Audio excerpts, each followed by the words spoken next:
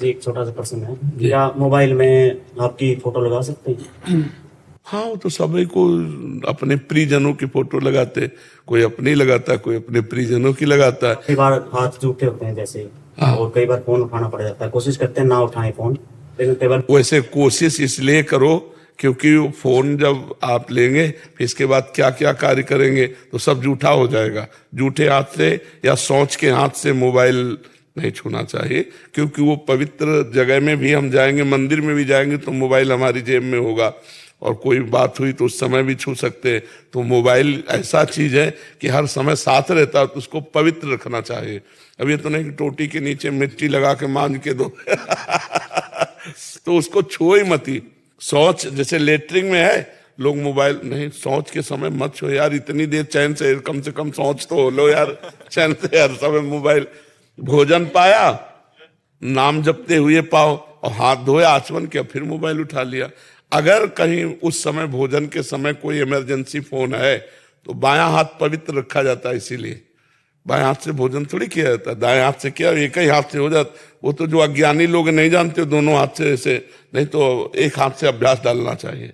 एक हाथ पवित्र है, मोबाइल बाएं हाथ से उठा के बातचीत कर लो, रख लो, क्यों दोनों हाथ से पाते हो। महाराज जी संसार में तो सभी जैसे उसमें तो दोनों रोटी भी दोनों से तोड़ेंगे। नहीं नहीं, वो एक अंगूठे में कम दम है क्या, अंगूठे ऐसे तोड़ के पाए जाते। महाराज जो चम्मच से ही सब्जी जाएगी निवाला के अंतर। तो एक रोटी पाए कौराओ, फिर चम्मच से सब्जी ले ले ऐसे अच्छा दोनों हाथ, हमारे बचपन से आदत है दोनों हाथों से। नहीं, सुधारनी चाहिए, बाएं हाथ का प्रयोग ना करें जहां तक हो सके। देखो संतों की पंगत में एक हाथ से ही आपको पाते मिलेंगे। जो पवित्र धर्माचरण तो एक हाथ से ही पाए। हम लोगों को बचपन में सिखाया गया था बायां हाथ थाल में नहीं लगा सकते, ऐसे ही पाना, ऐसे ही पाना है।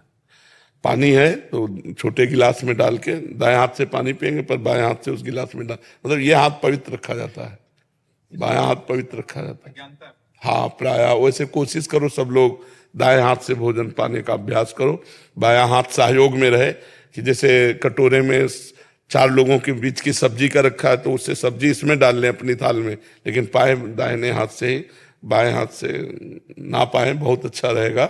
बायां हाथ पवित्र रखें। शरीर को स्वस्थ रखने के लिए भी अलग अलग भोजन पाना चाहिए, और धर्म की पुष्टता के लिए भी अलग अलग भोजन पाना चाहिए, और दाहिने हाथ से अधिकतर पाना चाहिए। और भोजन के पहले हाथ धो लेना चाहिए, सैनिटाइजर करके हाथ धो लेना चाहिए, तब भोजन पाना चाहिए। क्योंकि हम क्या क्या कार्य करके आए, कहाँ कहाँ से हमारे हाथों में जीवाणु हैं, तो उनको जैसे सैनिटाइजर कर लिया और फिर हाथ धोया। और इतनी फुर्सत किसको है?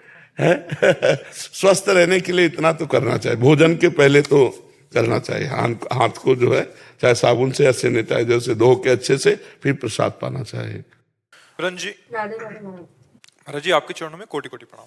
महाराज जी मैंने जाप करना जब से शुरू किया है तब से मुझे मानसिक सुख का अनुभव होता है, परंतु मुझे ये बात सताती है कि मेरे जो बुरे आचरण, जो कर्म मैंने किए हैं पिछले सालों में, मैं वो मुझे बार बार दस्तक देते हैं कि तुमने इतने अवगुण।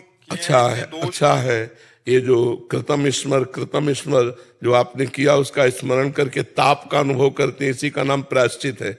वो आपके पाप नष्ट हो रहे हैं, आप चिंता न कीजिए।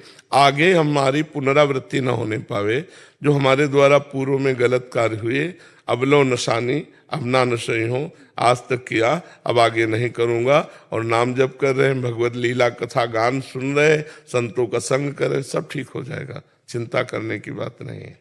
महाराज जी लेकिन कभी कभी लगता है कि सब बुरे आचरण वापस आ जाएंगे और मैं फिर से नाम जब छोड़ दूंगी, ऐसा बार बार। अगर ऐसा सोचेगी तो हो भी जाएगा ऐसा। ऐसा डर लगता है। नहीं, डर लगना बात अलग है, लेकिन ऐसा सोचेंगी तो ऐसा हो जाएगा, पक्का हो जाएगा।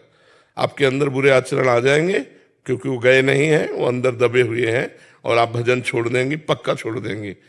क्योंकि हमें एक सिद्ध योगी मिले थे, लालजी स्वामी, जिस समय हम अवस्था में नवीन में थे, तो उन्होंने कहा जैसा तुम सोचोगे वैसा बन जाओगे, जैसा बनना वैसा सोचो। आप सोचने लगोगे ना कि अब मैं डिप्रेशन में जा रही हूँ, अब मैं धीरे धीरे धीरे कमजोर हो रही हूँ, आप कमजोर होने लगेंगे। आप सोचेंगे ना अब मैं निर्विकार हो रही हूँ, मेरे ऊपर भगवान की बड़ी कृपा है, और भगवान की कृपा के बल से जो मेरे दुर्गुण दुराचार थे वो कभी जीवन में नहीं आएंगे, और भगवान की कृपा बल से मेरा नाम निरंतर चलेगा। चलेगा, आप सोच गलत बना लेंगे तो आपका सोच का गलत का परिणाम आ जाएगा, बिल्कुल मान लीजिएगा। इस सोच को हटा दीजिए और सही सोच डालिए मन में। सही सोच, जैसा सोचोगी वैसा बन जाओगी, जैसा बनना वैसा सोचिए। ये महापुरुषों के वचन थे, हमने तुरंत डायरी में लिखा था। आज तक वो डायरी हमारे पास रखी जिसमें संतों के वचन लिखे थे जी। संजीव